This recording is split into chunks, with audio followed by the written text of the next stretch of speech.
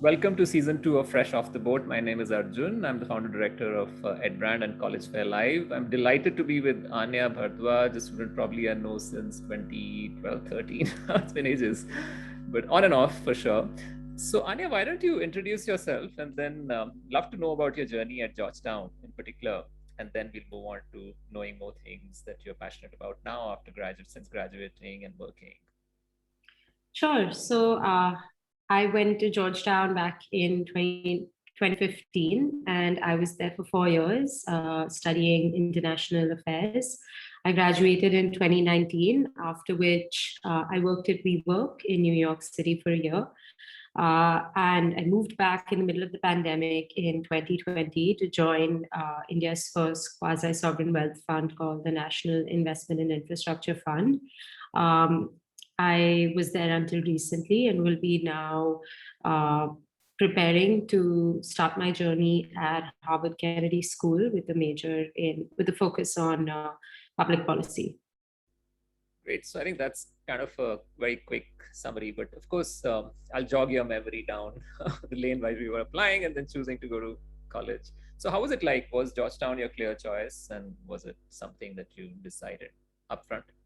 Yes, so when I was in high school, political science, history were some of my favorite subjects, and I was very clear that I wanted to study international affairs. I found it very interesting. I used to do a lot of debating, and the topics just interested me a lot.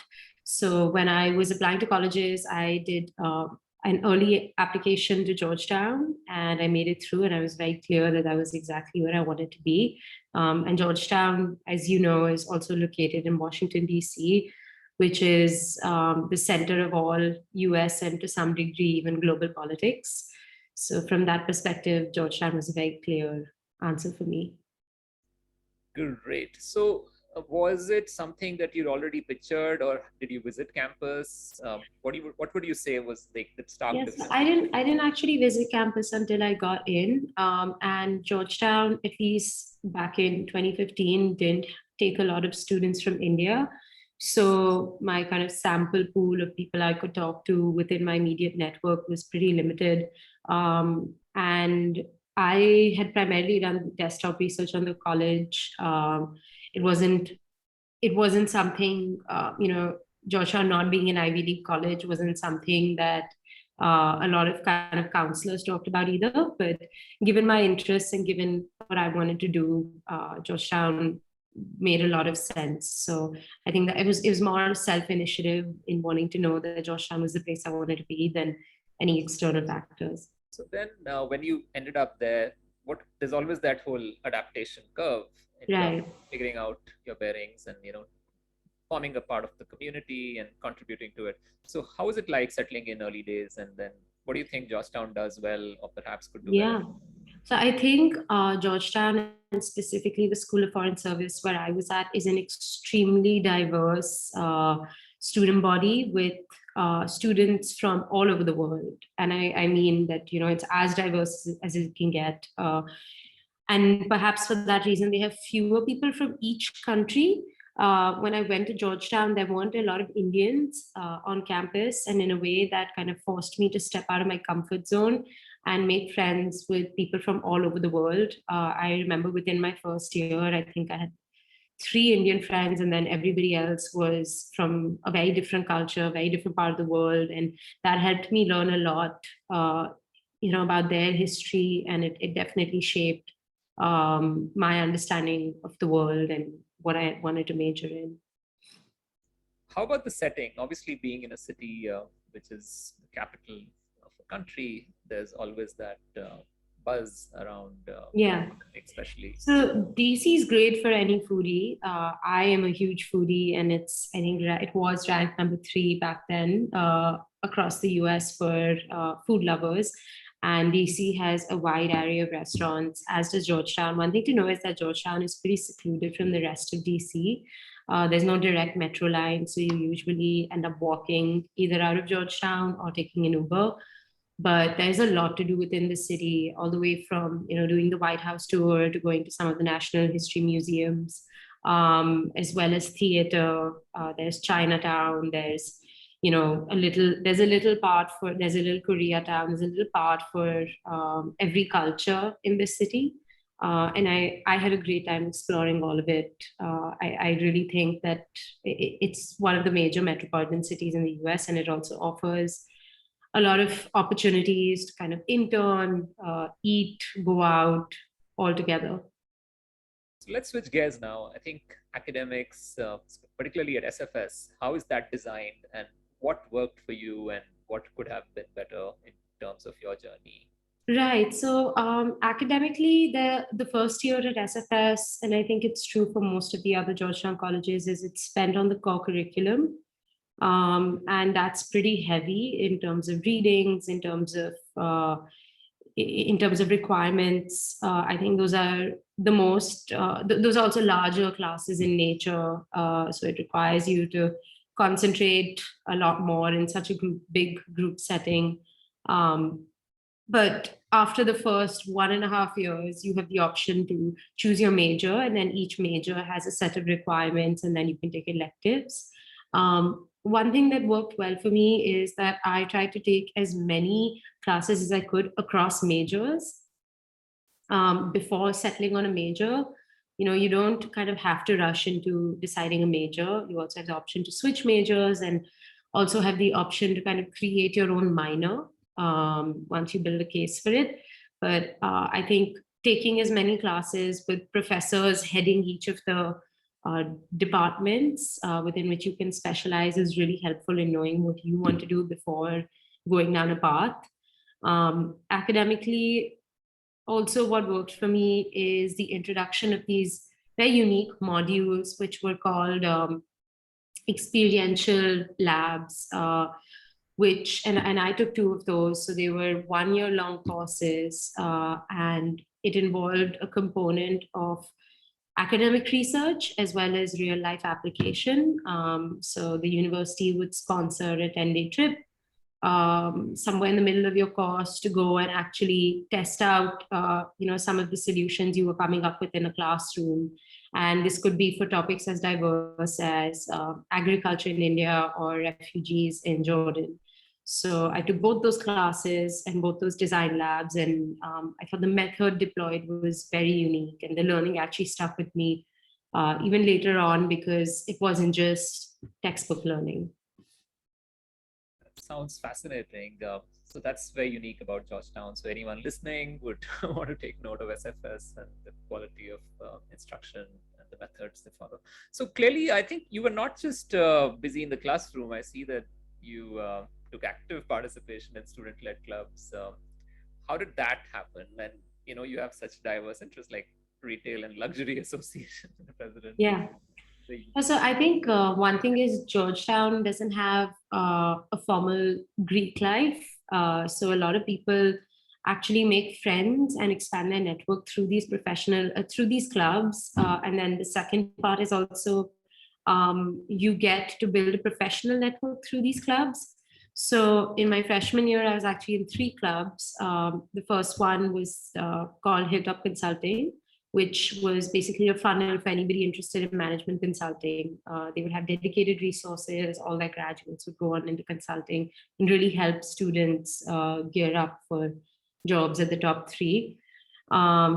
And then the other club I was a part of was India Initiative, which wasn't any type of formal club as Hilltop Consultants, but more of something that me and a couple of other students in our freshman year built together in order to create more engagement around issues on India's business and politics.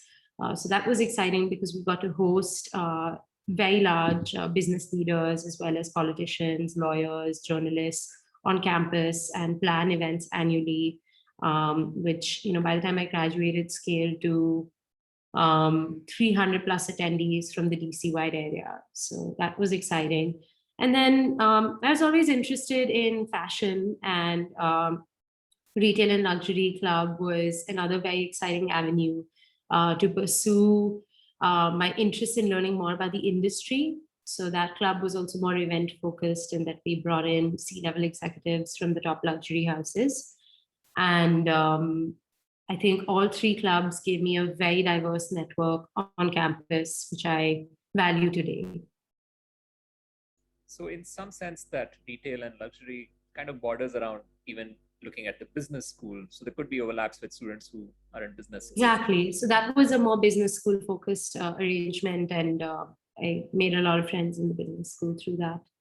Great. So typically what the popular majors, of course, the SFS school, the business program seems to be top notch also. Tell us a little bit more if you have friends or some advice you would want to give. Sure. Yeah, so the business program is actually great as well. All my friends who entered, kind of went through the McDonough School of Business, MSB, ended up at top tier investment banks. It has a very rigorous core curriculum in everything from accounting, marketing, finance, as you would do within an MBA.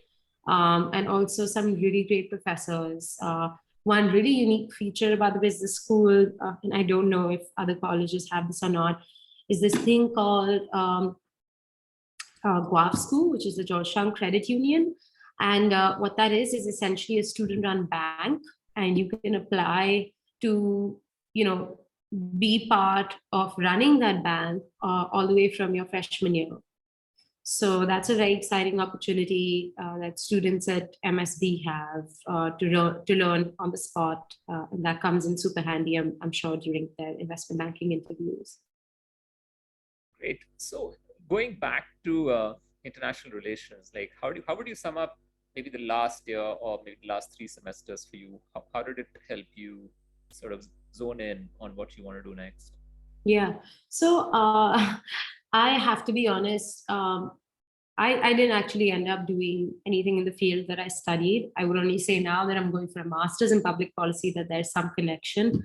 But Georgetown, at the end of every year, releases this thing called the employment report for each of the schools. And it's very interesting to see that other people like me who went and studied international affairs at an undergraduate level didn't necessarily end up pursuing careers in international affairs. Part of it is also because as international students, some of the most coveted jobs are in the State Department, and as a non-US citizen, you can't really apply for them.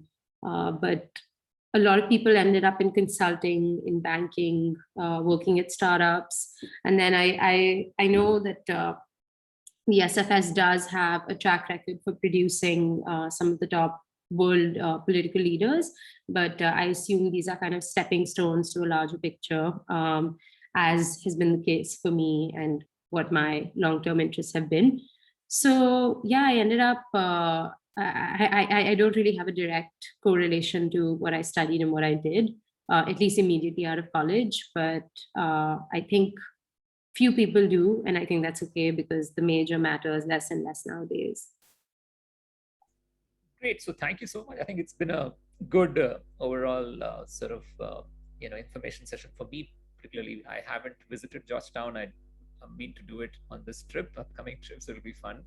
However, just sharing life gyan would be a good way to wrap it up. I know there are so many students who are now struggling to figure why it's so selective, schools like Georgetown and other highly selective institutions.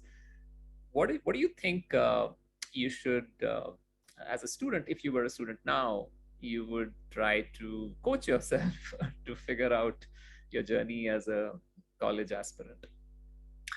I would say, I'm forgetting the essay topics, but I remember that for my essay topic, I didn't actually talk a lot about my extracurricular and what I did in high school, but I focused more on, something very unique to me and something that made me. If that kind of left out a lot of my activities and a lot of my personal interests as to why I'm a great candidate.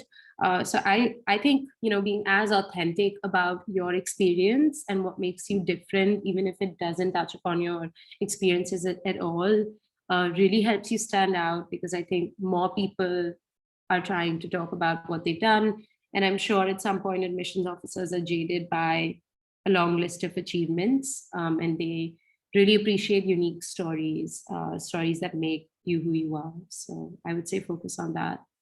Absolutely. I think with that, we'll want to make sure that we come back and get to know more about your next stage of life. And hopefully our audiences will stay in touch and hope see you in the future.